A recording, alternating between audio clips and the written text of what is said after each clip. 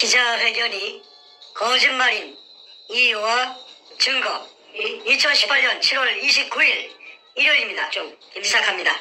지금 서울시간 일요일 오전 11시 40분입니다. 미국은 아직 토요일 밤 10시 40분을 지나가고 있습니다.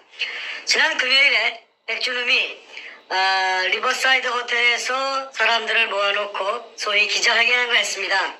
그 내용 뭐 워낙 길기도 하고 워낙 유치하기도 하고 거짓말 투성이어서 보다 말다 했는데, 자, 우리 정충 선생께서 그 회견 장면을 일단 본인은 당사자이기 때문에 열심히 보셨습니다. 보셨고 그 내용이 워낙 거짓말이 많아서 무엇이 왜 거짓말인지 그 이유를 설명해 주시고, 또 이게 말로만 하면은 네 말이 옳리 내 말이 옳리 하는 것이 되기 때문에 아주 명백한 애도 박도 못하는 그 문서화된 증거를 보여드리면서 그 증거를 제시하는 이유 제시를 하도록 하겠습니다. 안녕하세요, 선생님. 예, 안녕하십니까. 건강 어떠십니까? 예, 괜찮습니다. 혈색이 매일매일 좋아지십니다. 예, 고맙습니다. 예. 자, 일단은 그 여러 가지 말씀해 주시겠지만은 그 초기 단계에서 세 가지 증거를 명시하실 것입니다. 첫 번째는 문현동 땅은 왜 샀나 그 말씀해 주실 거예요. 나의 땅 밑에 아무것도 없다 그러면은 시가의 뭐 3배? 예. 3배를 주고 땅 살 이유가 없는데 그 땅을 왜 샀는지 이유를 갖다 조목조목 따져보면은 백준의 말이 거짓말인 것을 밝힐 수가 있습니다. 두 번째는 백주름의 그 글이 신문에 연재된 적이 있었는데, 그 뭡니까, 스포츠 소재라는 신문에 무려 71회나 연재물을 실었습니다. 2002년 8월경부터 실기 시작했는데 연재물의 제목은 보물을 쫓는 사람들 하는 제목으로 백준은 본인이 기고한 글이고, 그 글 내용 보면은 일제 어뢰공장의 실체를 확인시켜줍니다. 백준은 좀 약간 좀 전응아인 것 같아요. 본인의 증거를 수없이 만들어 놓고도 거짓말하고 우기는, 이것은 약간 좀 그 IQ가 좀 의심이 됩니다. 세 번째, 탁종수라는 사람이 등장하죠. 그 탁종수가 자필로 쓰고 확인을 한 도굴 확인서를 보여주실 것입니다. 그 외에 수많은 결정적인 증거들을 공개하겠습니다. 온 국민 앞에 백주름의 거짓말을 파헤치겠습니다. 자, 정선생님. 예. 자, 편하게 말씀해 주십시오. 예, 예. 네. 안녕하십니까. 6월 1일부터서 오늘 7월 28일까지의 사이에 약 20여 차례 금도구를 폭로하는 방송을 내보냈습니다. 이 타키트의 대상은 노무현과 문재인, 도굴단의 두목 백준음이 제의 타깃입니다. 부수적으로 근영의 서경석을 종교 깡패라고 제가 말했습니다. 도굴단을 협박해서 한 달이 끼고 일부를 말아먹었다고 저는 생각하고 있습니다. 그러나 이런 무서운 사실을 폭로하였음에도 아무 반응이 없다는 사실은 금도굴이 진실이기 때문에 항변의 말을 못하고 있다고 봅니다. 사실무근이라면 당장 명예훼손 등으로 고소를 하여야 했는데도 불구하고 꿀먹은 봉오리로 등장하지 않는 것은 자신들의 행위가 더욱더 크로즈업 될까 두려웠기 때문이라고 봅니다. 이러던 중에 도굴단의 두목 사이코패스 백준음이 리버사이드 호텔 대연회장에서 반박 기자회견을 했습니다. 자기네들이 도둑놈이 아니라는 것이죠. 얼마나 돈이 많길래 특급 호텔 대연회장입니까? 이것 하나만 봐도 별 볼 일 없던 그들이 돈이 많이 죄여 있다는 상황을 짐작할 수가 있습니다. 백준음의 우편에는 좌편에는 소도둑놈처럼 생긴 저 인상이 아주 소도둑놈 같은 그 김성태라는 인간이 앉아 있고, 또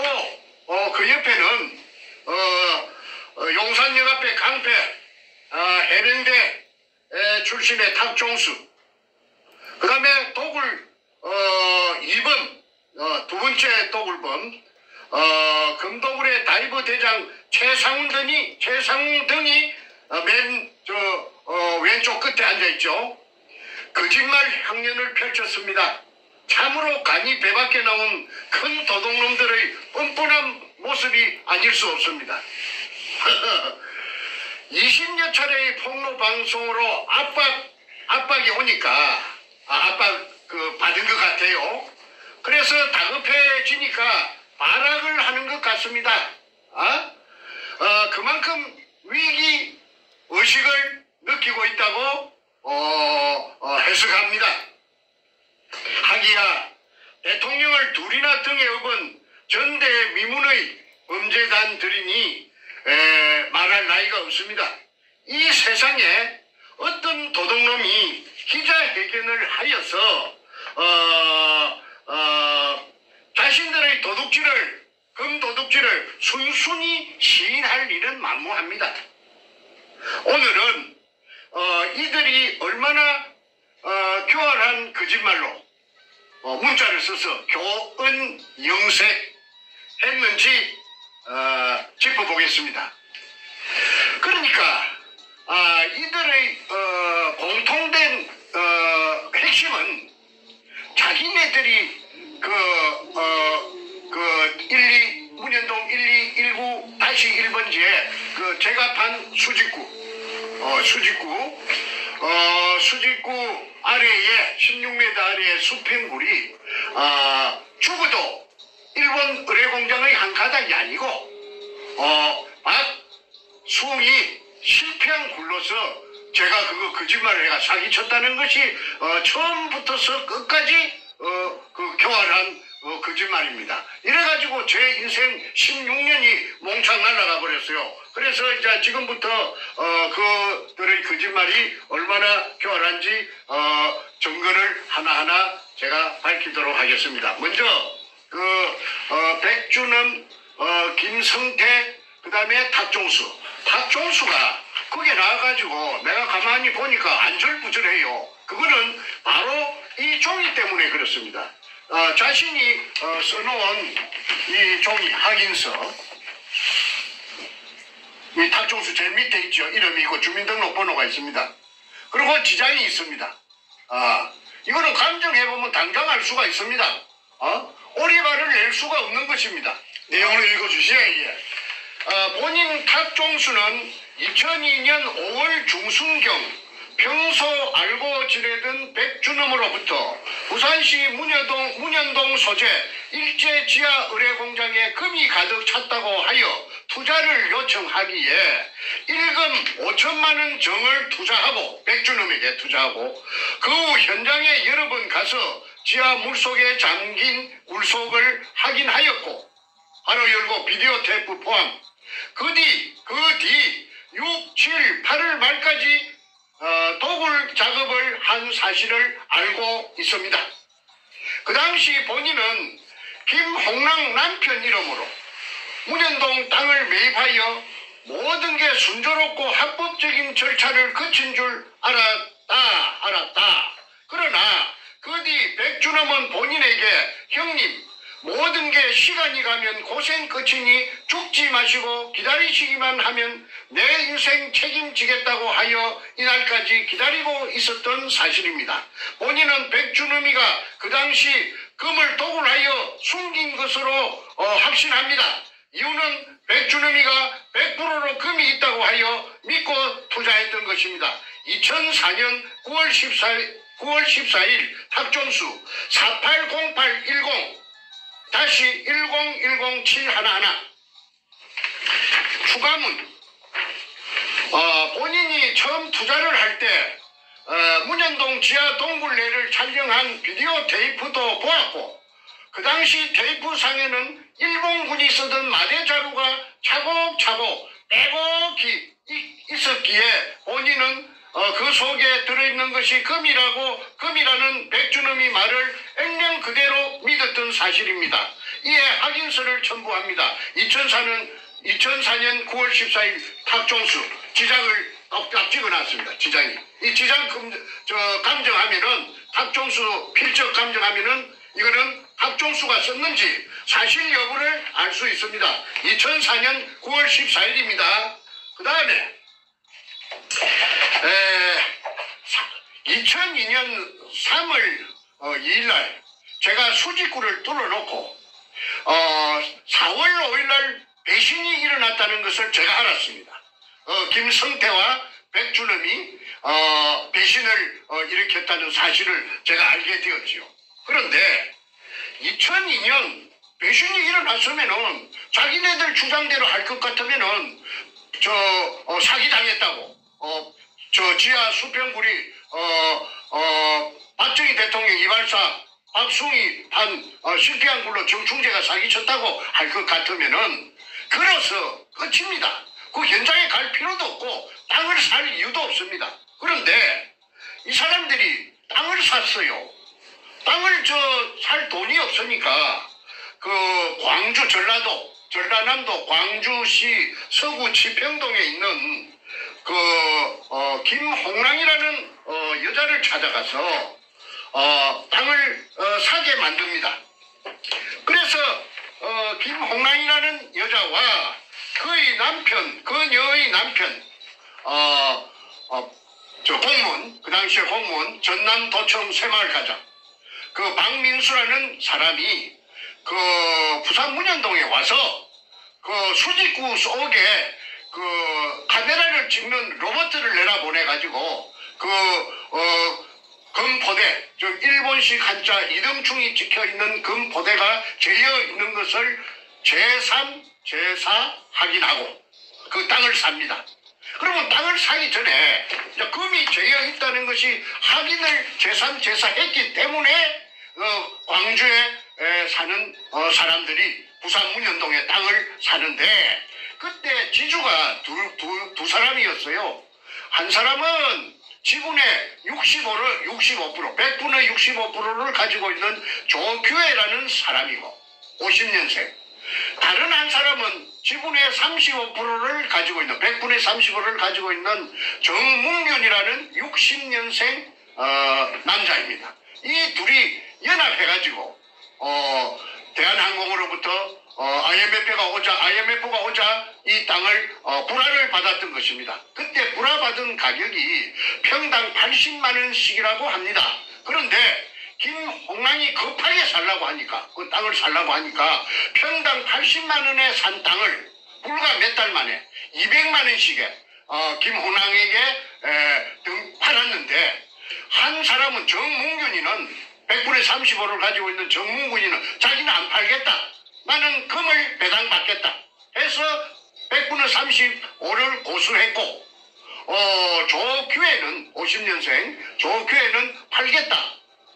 그런데 지분 6.5%는 그렇게 제가 10%를 줬죠. 그 땅을 사용한 대가로서 금이 나오면은 일화를 줬습니다. 그걸 이제 그대로 변하지 않고 정문균이는 3.5%를 그대로 금 지분 3.5%를 고수했고 그 다음에 조규혜는 자기가 가진 땅 비율대로 가진 6.5%를 중에서 5%는 땅을 사가지고 새로 들어온 여자 김홍랑에게 5%는 양도하고 나머지 1%는 자기가 조규혜가 계속 지분을 고수하는 것이 요 도굴단의 금갈라묵은 서류에 나타납니다. 한번 확인해 보겠습니다.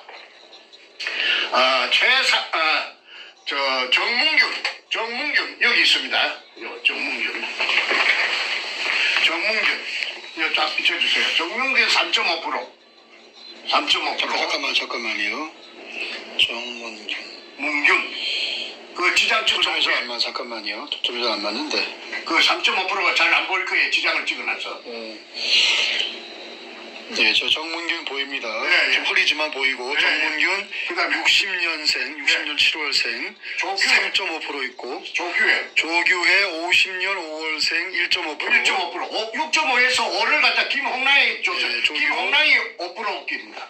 나왔습니까? 네, 나왔습니다. 김홍랑 5% 맞죠? 예. 그래서 이제 1219-1번지에 100분의 65의 지분을 중에서 6.5%의 금독을 지분 중에서 5%를 김홍랑이 받고 들어왔습니다. 그러니까 조교회는 1.5%를 남겨놨습니다.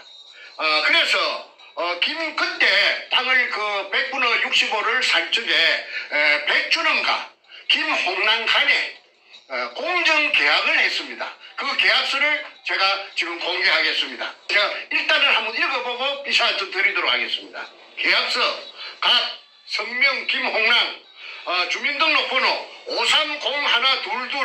5301222-2929410 주소 광주광역시 서구 지평동 1171-4 금호 쌍용 아파트 208동 1504호 을 백준원 주민등록번호 5809-1046711 주소 서울특별시 중구 해연동 1가 147-23 여기가 저 남산 아파트입니다. 해연동 케이블카 타는 오래된 아파트 제가 있다고 말씀드렸죠. 지금은 이제 물론 좋은데 가서 이사 가서 삐까번쩍 살겠지만은 그때는 요 행편없는데 요 살았던 주소가 있습니다.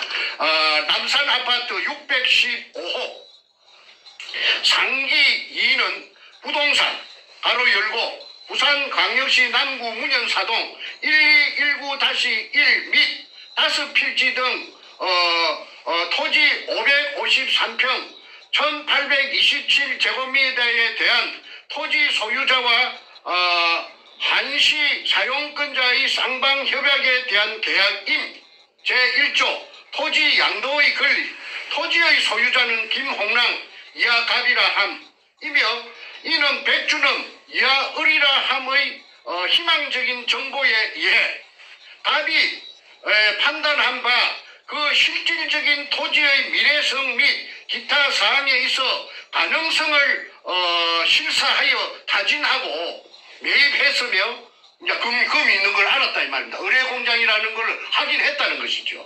이에 갑은 한시적인 토지의 사용 권리를 오직 을에게만 제공한다. 금독을 하도록 을에게 백준음이에게 금독을 하도록 자기가 산 땅을 제공한다. 제2조 의무 을은 갑의 소유 토지를 매장물 발굴 및 발견 및 발굴 목적 외에 매장물 발견 및 발굴 목적 외에 그러니까 매장물이 목적입니다. 타인에게 임대하거나 기타 행위를 할 수가 없다. 제3조 계약 준수사항 갑이 토지를 계약 후 3개월 2002년 4월 29일부터 7월 28일 이내에 그러니까 산 날짜가 4월 29일 날 계약금을 주고 샀는데 7월 28일까지 3달 안에 갑의 투자금 토지 구입비 가로 열고를 2배로 산정하여 2배 곱절로 3달 만에 땅값을 2배로 뻥튀기 해갖고 산정하여 을이 갑에게 지급하면 백준음이 김홍랑에게 지급하면 김홍랑은 지급 당일 무조건 백준음에게 을에게 갑의 토지를 양도하여야 하고 곱절로 산값을 곱절로 받고 3달 만에 곱절을 주면은 무조건 양도하여야 하고 백준음 앞으로 만약 을이 약정 기일에 약속을 이행하지 못했을 시 돈을 곱절로 주지 못했을 때는 김홍랑은 토지의 소유권을 을에게 양도할 의무를 갖지 않는다. 돈을 안 줬으니까 당연하지요.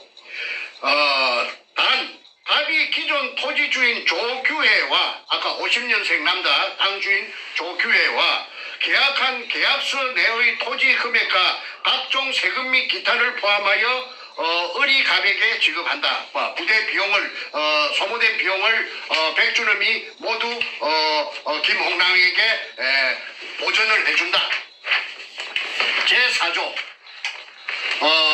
토지의 형질 변경 을은 백준음은 갑이 김홍랑이 소유한 토지에 매장물 발굴 작업을 위한 통로 및 발굴을 위한 필요한 기자재 등의 필요성에 의해 김홍랑에게 토지 사용 승낙을 받았으며 추후 출입구를 넓히거나 하는 등 기타 작업을 위해 일시적으로 토지를 형질 변경할 때 답의 동의를 받지 않고 진행할 수 없으며, 그러니까 땅 주인이 저 김홍랑인가 김홍랑의 동의를 받지 않고 할 수 없으며, 발굴 공사가 완료되면, 발굴 공사라는 것은 도굴 공사, 금도굴 완료되면 을이 원상복구를 시켜야 한다. 백준엄이 원상복구를 시켜야 한다. 위에 투자되는 복구비는 백준엄의 부담으로 한다. 을의 부담으로 한다. 단 상기 조항은 갑에게 을이 토지 대금을 지불, 그러니까 김홍랑에게 백준엄이 엄티기한, 2배로 엄티기한 토지 대금을 지불 2002년 7월 28일 이내 하기 전까지의 약속이랍니다. 이거 뭐 복잡합니다. 제5조 의무조항. 을은 갑에게, 백준엄은 김홍랑에게 기존 토지주들이 토지를 을의 작업에 방해가 되지 않는 범위 내에서 임대 사용함에 있어 월 265만 원의 토지 사용료를 수령 전달해 줄 의무를 가진다. 단 매장물 발굴이, 매장물이라는 거는 땅 밑에 있는 거 아닙니까? 발굴이 본격화돼요. 35%의 토지주 및 임대자들이, 그 이제 정민준이를 말하는 것 같아요. 60년생 35% 지분이 있으니까 토지주 및 임대자들이 철수할 시에는 그 책임을 지지 않는다. 제6조 특약조항. 김홍랑은 계약기간 동안 백준엄 을의 사전 동의 없이 토지를 제3자에게 매각이나 설정 및 기타 등 을의 발굴 사업에 도굴사업, 발굴 사업이 이제 도굴 사업입니다. 발굴 사업이라는 것은 그 가로 열고 도굴 사업이나 마찬가지죠. 지장을 줄 수 있는 행위를 절대 할 수 없다. 그러니까 도굴하는데 그 땅 주인이라고 방해하면은 안 된다. 단 상기 조항은 김홍랑에게 백준엄이 토지 대금을 지불하기 전까지의 약속입니다. 또 못을 쳐놨습니다. 제7조 해약. 본 계약은 갑과 을이 서면 합의 후 공정에 의해 해약할 수 있으며 한쪽의 일방적인 해약은 불가하다. 제8조 발굴회사의 주식 지급. 갑은, 발굴회사는 이거 도굴회사입니다. 포세이돈 살베지라고 5월 13일 날, 2002년 5월 13일 날 남포동 그 피닉스 호텔에서 잔당 발긴 대겸 1회 주주총회를 했다는 것을 엊그제 말씀드렸죠. 그걸 말하는 것 같습니다. 갑은 을이 행하는 모든 영리 행위에 관한 동등한 자격을 갖춘 자로서, 그러니까 김홍랑은 백준엄이 행하는 모든 그 도굴의 이익을 보는 행위에 관한 동등한 자격을 갖춘 자, 그러니까 도굴이 공범이 되는 거죠. 을의 총괄 이익에, 백준엄의 총괄 이익의 5%를 보장받는 조건으로, 아까 도굴단 그 지장 찍어 먹는 그 배분 김홍랑 이름으로 5% 돼가 있는 거 확인하셨습니다. 5%를 보장받는, 100%를 보장받는 조건으로 을의 회사, 백준엄의 회사, 주 포세이돈 살베이지, 바로 열고 인양 및 발굴회사, 발굴회사가 도굴회사입니다. 도굴을 목적으로 한 회사입니다. 주식 5%를 지급받고 등기 이사로 정식 등재한다. 그러니까 도굴단에 정식으로 가입한다. 제9조 을의 권리행사. 을은, 백준엄은 갑이 김홍랑의 소유 토지를 매매하는 행위를 제외한 모든 권리의 인공동굴의 발견 및 가로 열고 인공동굴의 발굴 및 매장물의 발굴 등, 박순이 실패한 굴이라고 사람을 갖다가 삶아놓고는 주거끼리는 인공동굴의 발견 및 매장물의 발굴 이렇게 가로 열고 못을 쳐놨어요.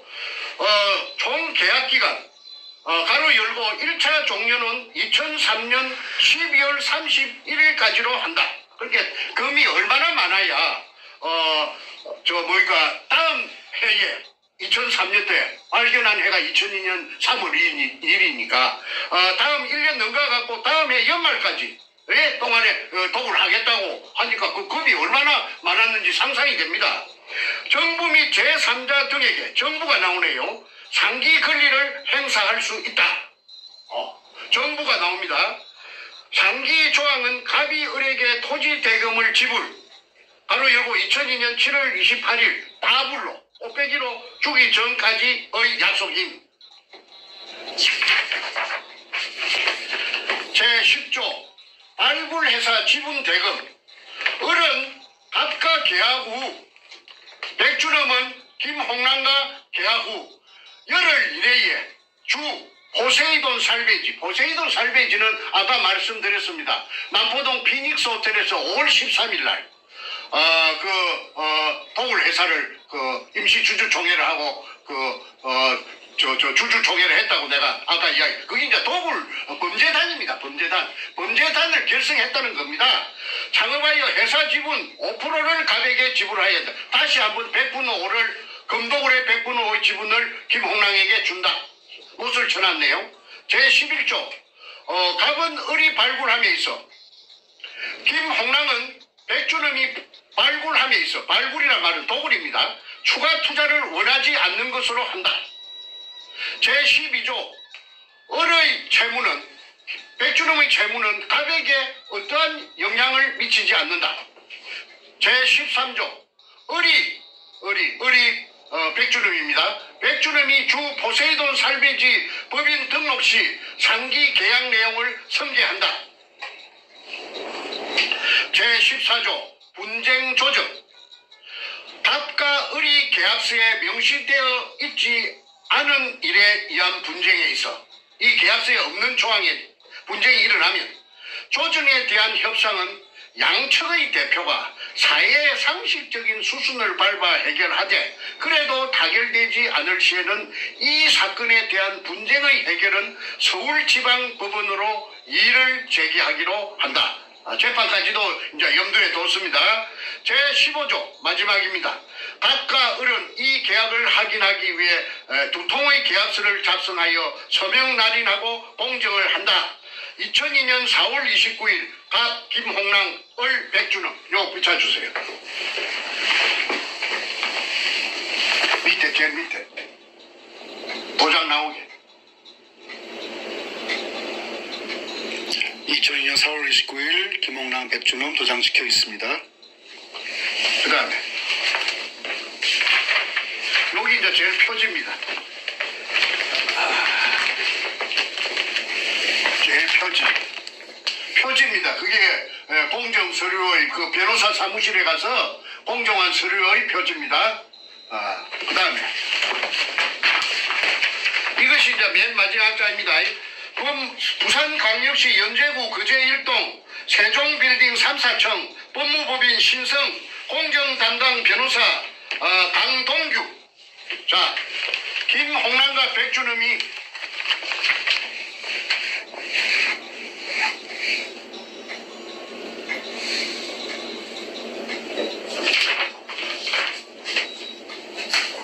네, 됐습니다. 예, 이렇게 되어서 포세이돈 살베이지라는 도굴 회사를 만들고 저에게 제가 사기꾼이라고 그 한 사람들이 전부 다 그 도굴단의 그 멤버가 되었고 도굴 공범이 되었고 이제 다시 그 땅 주인 그 조규회 정문균이 그 합류하고 그 다음에 광주의 여자 기공사 이 기공사가 청와대에 그 김대중 청와대의 부인인 그 이희호 전속기공사라고 그런 소문이 다다했습니다. 그런데 이제 이렇게 땅을 사놓고 이제 본격적인 이제 도굴이 진행되었죠. 그래서 이제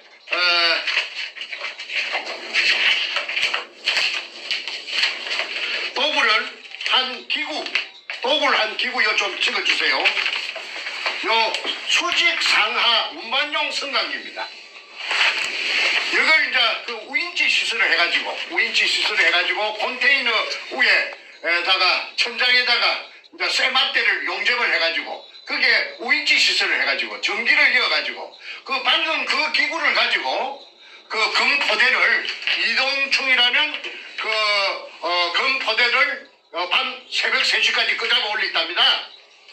그래서 이거는 그 2002년 8월 말경에 현장에 제가 사람을 보내가지고 가니까 이 절벽 밑에 옹벽 밑에 널브러져가 있더랍니다. 벌겋게 녹을 뒤집어 쓰고 널브러져 갖고 있는 것을 찍었습니다. 그 다음에 자 아까 이제 다시 말씀드릴게요. 2002년 4월 5일 날 서울시청 후원에서 제가 배신이 일어난 줄 알았습니다.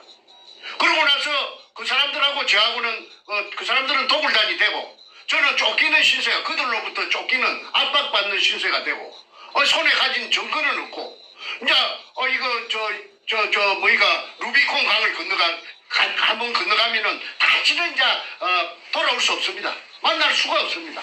그런데 이제 이 땅도 사고 아까 4월 26일 날 땅도 4월 29일 날 땅도 사고 그 다음에 이제 5월 말부터서 제가 본격적으로 도굴이 진행되었다고 했습니다.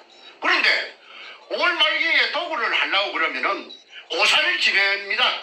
뭐 자동차 한 대를 사도 그 미신을 믿는 사람들은 새 자동차 앞에 놓고 도로에 가서 재물을 차려놓고 절을 하는 것을 우리가 길을 가다가 몇 번 심심찮게 보고 하는데 이 사람들도 예의가 아니라서 그 현장에 돼지 대가리를 제상 위에 차려놓고 수박을 따게 해놓고 경건한 마음에 꿇어 앉았는데 김성태 그 소도동 놈도 꿇어 앉아갖고 아주 무릎을 꿇어 앉아서 양손을 무릎에 얹고 그 옆에 검은 양복을 입고 대가리를 푹 받고 있는 놈이 사이코패스 백주놈이고 그 다음에 그들보다 한 줄 뒤에 혼자 앉아있는 여자가 서울 경찰청 차장 김기영이 캄보이하고 내려왔던 청와대 여성 담당 비서관 신필균입니다.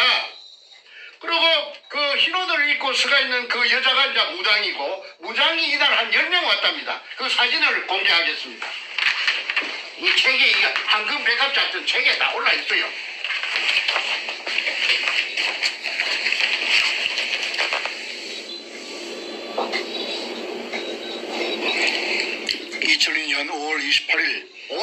문현동 발굴 성공을 비는 고사 장면 책 143페이지에 나와 있습니다. 황금 백합 작전. 자, 그 다음에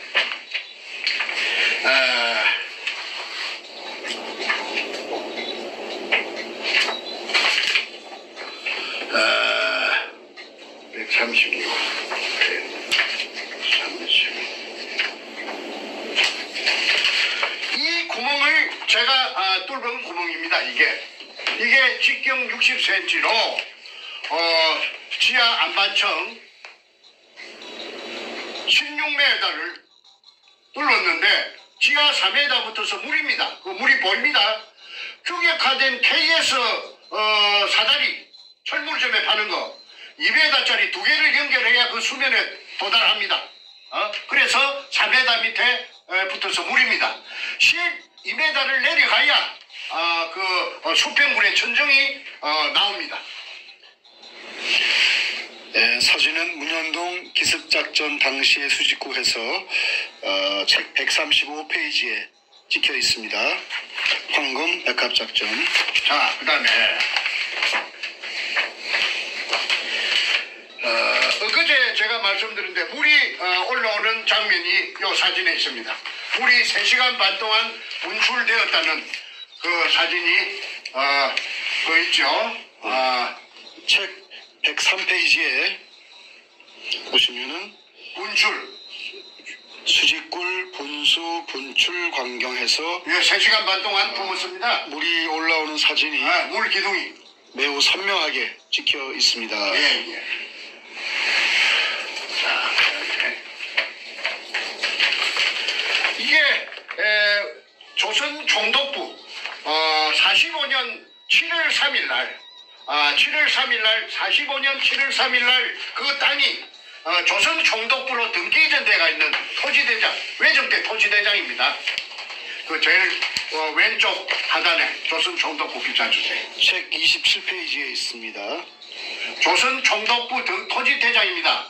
그 위에 아무 별 볼 일 없는 항무지나 다름없는 쓸데없는 땅에 왜 조선 총독부가 다음 달 8월 15일 날 그 폐망할 것인데 7월 그 급박한 시기에 7월 3일 날 부산항의 남쪽 자락 그 별 볼 일 없는 땅에 조선 총독부라고 등기 이전 해놨는가? 제가 거기서 인생 16년을 그 담보 제피 갖고 날라가 버린 겁니다. 그 다음에 요거 좀 비춰주세요. 그 천명의 유골이 있다는 거는 경향신문에 그 기사가 났습니다. 그 기자가 제 말만 듣고 기사 써주겠습니까? 네 말이 옳다. 내 기사 쓸게 하는 그런 경우는 없습니다. 다 조사해보고 이거 사실이라고 믿으니까 그 경향신문 긴장신문에 그 대문짝만하게 아주 활자가 크게 그 축소해서 그 지금 했지 1천여 구의 그 유골이 있다는 사실을 그 경향신문에도 기사가 났는데 일회용으로 끝났어요. 무조건 일회용입니다. 예, 책 28페이지에 나옵니다. 28페이지에 이 경향신문 기사가 명시가 되어 있습니다. 그 다음에 요 토지 등기부 등본 한번 봐주십시오. 이 빨간 줄 끈 거 한번 비춰주세요. 정문균이 조규혜 그 다음에 김홍랑 그 등기부 등본에 나와 있습니다.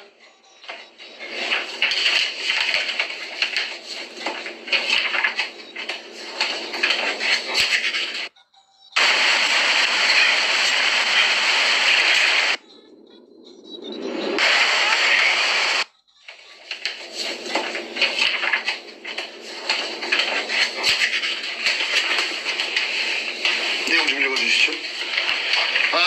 2002년 4월 29일 날 매매가 되어서 소유권 이전 지분이 100분의 65 소유자는 조규혜 50년생입니다. 500517 부산 금정구 부곡동 경남 한신아파트 105동 2103호 이 조규혜가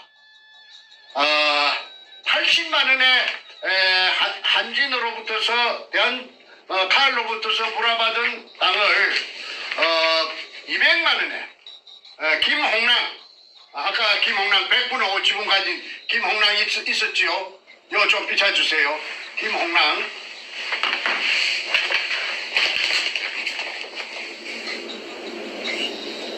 광주 서구 치평동 금호 아파트에 사는 여자 김홍랑에게 100분의 65를 200만원씩에 팔았고 그 다음에 정문규라는 60년생 이놈은 도굴의 금에 대해서 전설처럼 내려오는 금에 대해서 욕심이 발동했기 때문에 팔지 않고 금 지분을 이익 배당을 받겠다 해서 35%를 보수하고 이렇게 이제 포세이돈 살베이지라는 회사가 되었습니다. 그리고 여기서 참 재밌는 게 하나 있습니다. 제 동생이 제가 5형제 중에 장남인데 제 둘째 동생이 정간재라고 53년생이 있어요. 벤티. 그런데 그 정간재가 아무 상관도 없습니다. 운현동 땅하고 아무 상관도 없고 금동을하고 아무 상관도 없는 정간재를 끌어들여가지고 정간재를 꼬시기 위해서 지불각서를 써줍니다. 아마 형찰이 없었으니까 앞으로 주겠다는 약속으로서 김성태가 자필로서 써준 지불각서가 저에게 있습니다. 그러니까 이게 정간재에게 맨 밑에 정간재에게 1금 1,000만원을 1금 1,000만 그런데 김성태도 금융불량자고 정간재도 금융불량자인데 금융불량자 둘이끼리 신용불량자 둘이끼리 1,000만 원을 주겠다고 지불각서를 써줍니다. 제가 읽어드리겠습니다. 지불각서 읽으면 1천만 원. 위 금액을 주 포세이돈 살베지에 본인 지분이 매각되면 지불할 것을 각서함. 단 회사의 이게 뭐라 썼나요? 발전과 본인의 업무와 체면에 협조하는 조건임. 2002년 5월 24일 김성태조에게 그리고 이제 책에는 가명으로 해야 되기 때문에 김성준으로 되어 있습니다만은 책 138페이지에 나와 있습니다. 자필입니다. 김성태. 자, 그래서 이것이 2002년 5월 24일 날 아무 상관없는 정간제에게 김성태가 무슨 본인 지분이 매각되면 포세이돈 살베지는 그 도굴 회사인데 도굴 회사에 그냥 자기가 돈이 없으니까 지분이 매각되면 지불할 것을 각서한다. 단 회사의 발전과 본인 전무랍니다. 전무. 포세이돈 살베지의 전무의 업무와 체면에 그게 도굴한다고 들고 다니지 말라. 입 다물는 조건으로서 1,000만 원 니한테 줄게. 언제까지 주느냐? 매각되면, 지분이 매각되면 내일이라도 준다. 5월 24일, 5일날 배신이 일어났는데, 5월 24일날 내 친동생, 내 밑에, 포장 밑에 정간지에게 1,000만 원을 준다는 지불각서를 써놓은 것이 무엇을 의미하는지, 금이 없는데 이따위 짓을 하겠습니까? 그 교활한 놈이. 그리고 이제 제가 그 무렵에 대한항공으로 달려갔어요. 왜? 대한항공에서 불화를 받았기 때문에. 그 조규의 정문균이가. 그래서 내가 대한항공에 달려가서 내 기억하건대 31명의 그 이사가 있었다는데 IMF가 오면서 전부 다 날아가고 하나 남았는데 그게 노송성이라는 사람입니다. 소나무 송자, 이룰 성자. 이분이 그 상무를 했는데 관제 및 시설 담당입니다. 그러니까 기술직이지요. 기술직인데 저하고 이야기를 해보니까 다 알아듣더라고요. 내가 그 땅 문현동이란 말은 내가 안 했는데 그래서 이제 계약을 할 뻔하다가 대한항공하고 할 뻔하다가 그 홍콩 그 다음날 계약하자는 그 약속날에 홍콩 비행장에서 칼 하물기가 추락하는 바람에 그래서 그 무산이 된 적이 있습니다. 그랬기 때문에 노송성이라는 그 상무가 그 문현동인 줄은 모르고 그 어딘가에 있을 그 지하 의뢰공장에 대해서 세세하게 입력이 돼가 있는 상태니까 내가 그 사람을 찾아갔어요. 찾아가서 자 지금 부산 문현동 갔습니다. 문현동의 의뢰공장이다. 그 사람이 놀래지요. 그래서 그 도굴이 일어나고 있는 과정을 설명하니까 그분이 야 그러면 좋다. 이거 어마어마한 일인데 우리가 그 땅을 갖다가 다시 매입할 수가 있다. 우리가 다시 그 금이 나왔다면 우리 땅을 다시 매입해야 될 거 아니냐. 그 대신 조건이 하나 있다. 그 정 선생이 봤다는 그 수직구 밑에 그 일본 글자가 찍힌 항토색 마다리 포대가 그 속에 금이 든 것이 가득 찼다니까 그 사진 한 장만 찍어 온나. 그 한 장만 찍어 오면은 그래야 내가 회장한테 양호 회장한테 보고를 할 때 당신 뭘 믿고 그래요 하면 그 사진을 청내에 보여야 일사천리로 될 거 아니냐. 그래서 이제 제가 알았다 하고는 사진을 이제 찍기로 결심하고 수중 촬영을 전문적으로 하는 회사를 하나 찾아내가지고 경기도 일산에서 그래가지고 1톤짜리 추력에 자체 발전기가 있고 자동 카메라가 다 있는 그 차가 부산으로 현장에서 그 거창기업 그 앞에서 12시에 자정에 만나기로 했습니다. 그리고 왔더라고요. 그래서 이제 사전에 준비한 고압가스 절단기로 형식적으로 걸어놓은 그 대문에 그때부터 그놈들이 대문에 걸어놨습니다. 잠가놨습니다. 그걸 그만 끼래는데 시간이 걸리니까 그만 고압 절단기로 가지고 절단하고 안에 들어갔습니다. 그때 한 30명의 청장년을 전부 태권도 유단자들인데 고수들인데 제가 동원해가지고 누구든지 방해 세력이 경찰은 말고 나타나면은 전부 대가리를 쪼개버리라. 내가 책임지겠다. 도굴단이 나타날 거니까 일전을 불사하고 전쟁을 불사하고 그게 들어갔습니다. 그래서 그 컨테이너 덮어 씌워놓은 컨테이너도 그냥 문이 잠겨가 있으니까 소불할 만한 그 자물통을 채워놨더라고.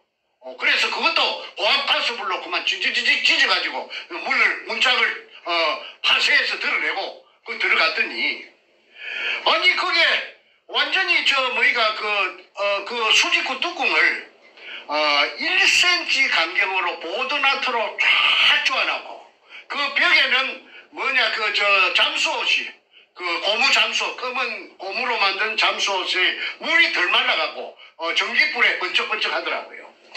그걸 그 도굴단의 일원으로 그게 따라갔던 제 동생 정간제가 100분의 1로 받고 따라갔는데 그 같이 갔던 산청에 정재호라는 정간제 친구가 있습니다.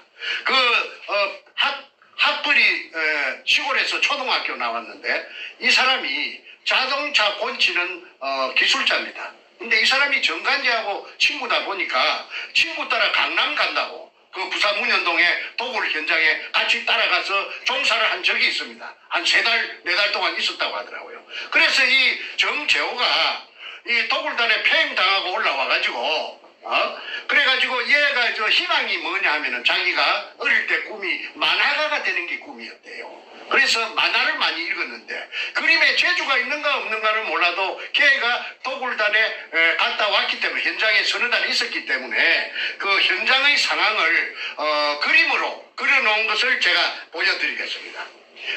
이 좀 비춰주십시오. 요 네모하는 컨테이너 덮어 씌운 컨테이너 아닙니다.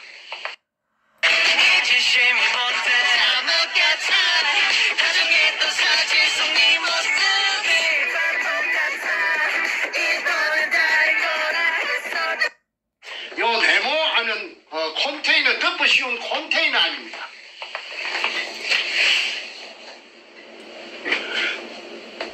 컨테이너 안에 이제 그 위에 보면은 그 고무옷이 세 벌이라는 것은 요겁니다. 잠수복이 3벌, 언제든지 3벌 걸려 있었대요. 그 다음에 이 탁자가 있고, 이 제가 판 구멍은 요 새까만 점, 요게 제가 판 군형입니다. 이 군형을 덮어놨어요. 그 다음에 이 배터리도 있고, 공구통도 있고, 식탁 및 의자도 있고, 우인치 시설도 있고, 엘리베이터 발판, 우인치용 스테인리스, 호이스트, 전기 작업선, 에어호스 직경 1.5cm, 기계 발전기, 기계 양수기, 그 다음에 컴프레셔, 그 다음에 양수용 쇠파이프, 길이가 1.5m, 그 다음에 직경이 15cm, 그 다음에 사람은 다이버는 그 좁은 직경 60cm한테 구멍에 내려갈 때는 이렇게 내려갔답니다. 발판만 있고 쇠몽디가 있는 요걸 타고 이렇게 다이버는 오르내리고, 그 다음에 아까 그 검을 갖다가 인양할 때 그 사진 보셨죠? 그 수직 상하 운반용 성강기 이걸로서 검을 도굴하고, 그 다음에 사람이 또 다이버가 올라올 때는 또 그 쇠막대 같은 거 발판만 있는 걸 타고 올라왔다고 정보를 제공해줘서 저는 그 산청에 경상도 지리산 밑에 앉아 있어도 이 도굴단들이 돌아가는 것을 다 알 수가 있었습니다. 자, 그런데 이 어느 날 이제 아까 대한항공 이제 부산지사 대한항공 지사의 책임자하고 그 밑에 또 부주임하고 그 한 서너 명이 아까 그 발전기 내려갔을 적에 왔습니다. 그래서 이제 발전기가 카메라를 이제 돌려가지고 이제 물속에 고압 전기 절단기를 갖고 뚜껑을 보드나트 풀 시간이 없으니까 옆구리를 쭉 찢으니까 그냥 촛농 녹듯이 해서 다카리를 떼내고 그냥 잠수를 해서 이제 물속에 들어갑니다. 물이 얼마나 맑은지 먼지 하나 없었습니다. 그래서 그때 들어가다가 12.58m에서 그러니까 16m 내려가야 되는데 12.58m에서 장애물이 나타났어요. 그 장애물이 나타난 시간이 이 날짜가 2002년 4월 27일이고 장애물이 나타난 시간이 새벽 1시 32분 59초입니다. 요 찍기가 있습니다. 요 시간하고 저 숫자가 찍기가 있죠. 네, 그 책 136페이지에 나와 있습니다. 보면은 수직구속 수심 12.58m에서 정지된 촬영 화면 해가지고 숫자가 있는데 이게 숫자는 이게 020427 나와. 이게 날짜입니까? 내가 불러줄게. 불러주세요. 그게 이제 뭐냐면 아까 설명해 주세요. 2002년 4월 27일 위에 거는 날짜고 그 밑에 01은 새벽 1시 32분 59초에 12.58m에서 카메라가 삥 장애물이 나타나니까 삥 돌아갖고 삐쳐갖고 낸 것이 아까 여기서 말한 직경 15cm 양수용 물로 퍼내는 양수용 쇠파이프 서로 그 돌려가 연결해가지고 쇠파이프 길이가 1.5m짜리 길이가 요게 3개가 요게 나타나가지고 그날 촬영이 실패를 했습니다. 그러니까 이등충이라는 그 포대를 찍는 그 카메라도 못 내려오고 그 다음에 밤중에 절단하고 사람도 다이버도 못 내려오게 미리 이 쇠파이프 1.5m 길이의 쇠파이프 양수용 쇠파이프 직경 15cm짜리 3개를 쇠줄로 연결해가지고 이렇게 장애물 설치를 해놨습니다. 자, 그 보여주실 때 이 초점을 얼굴에 맞췄기 때문에 카메라가 너무 앞으로 오면 안 보인답니다. 그러니까 그 보여주신 자료를 얼굴 옆에다 보여주시면 좋아요. 이쪽으로 얼굴 옆으로. 예. 짝다가 여러분 이제 초점이 맞습니다. 예. 네, 좋습니다. 예. 이걸 물속에, 이 깊은 물속에 검도 없는데, 돌만 있는데, 한주 소금 포대에 쓰레기만 있는데, 실패한 굴인데, 박숭이 실패한 굴인데, 왜 그 보드나 들어가지고, 철판을 해가지고, 더블샷, 집어넣고, 바느질 하듯이 촘촘하게 집어넣고, 그 다음에, 그 잠수복 쇠불이 벽에 걸려가 있는데, 물이 번쩍번쩍하며, 전기에 반사돼가지고 그런 공구가 어지럽게 놓여 있었으며 그 다음에 이 장애물이 물속에 쇠통 3개가 카메라도 못 들어오고 사람도 잠수부도 못 내려오게 설치가 돼가 있는가. 그래서 이 장애물을 어떻게 끄잡아냈던가 내가 알아보니까 힘이 센 역발상 기계쇠라고 했습니다. 그 백주놈이 옆에 앉아있던 머리 뽀글뽀글한 그 소도동로 그 김성대 그놈이 보디빌딩을 해서 그 덩치도 크고 힘도 셉니다.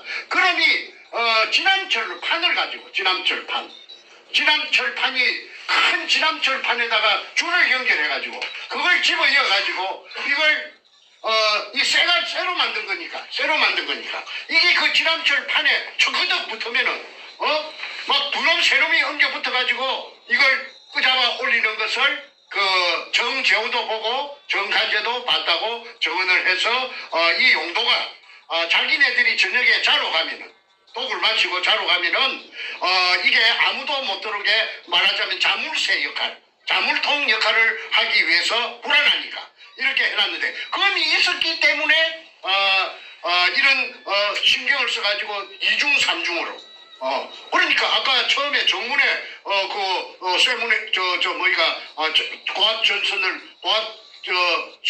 가스 고압기로 절단했고 그 다음에 컨테이너 출입문 절단했고 그 다음에 세 번째 아까 수직구 위에 철판으로 집어놓은 거 오도나토 집어놓은 거 세 번째 그 다음에 네 번째 그러면 4중입니다. 1중, 2중, 3중, 4중 안전장치를 해놨습니다. 그래서 그날 그 이등충 포대만 그만 사진으로 찍었다 하면은 그만 게임이 세트됐을 건데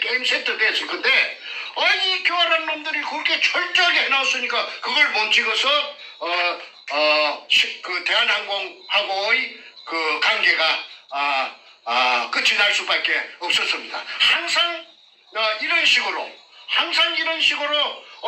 그 해결될 듯 문 앞에 가서 그냥 다시 돌아서고. 그런데 제 혼자 힘은 없습니다.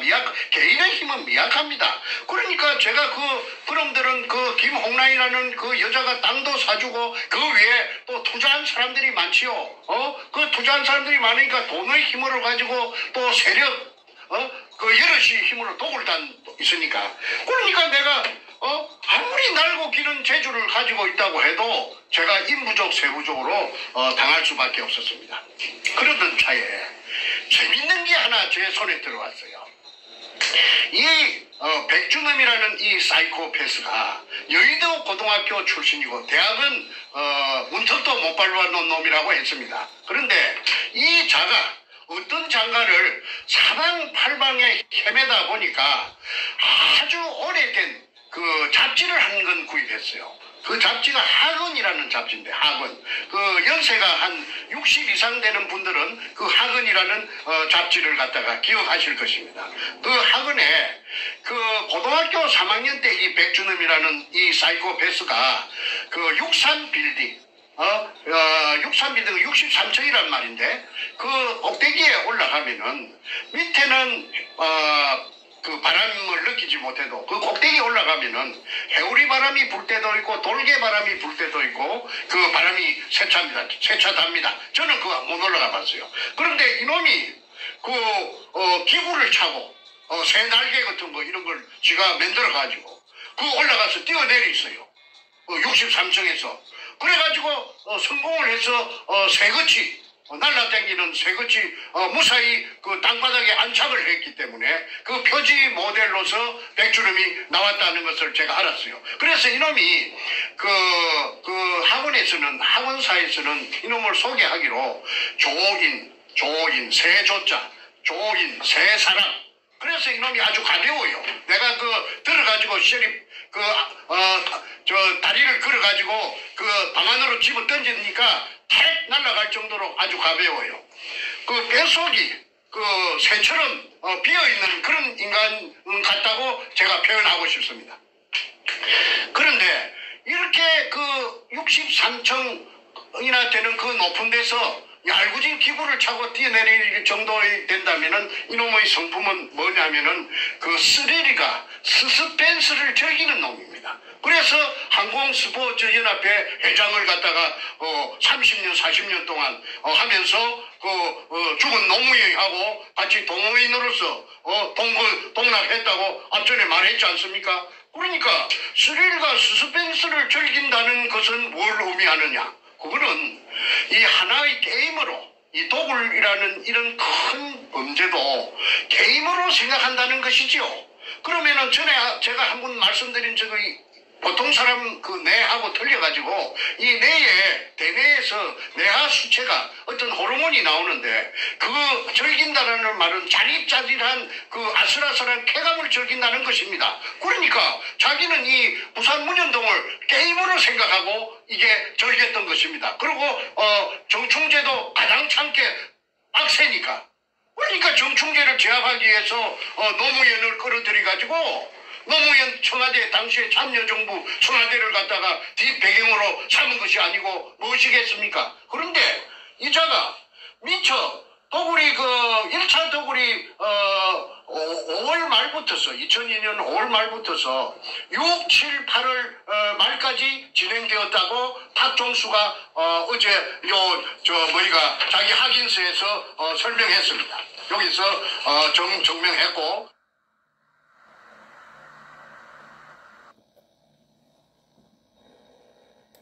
조선민주주의인민공화국 수령이라고 하는 김정인이라고 하는 놈이 결제 책상에서 무언가 결제를 하고 있고, 그 옆에 그가 임명한 인민민주주의 3.0 간첩 총독 문재인이가 부동자세로 서 있는 모습입니다.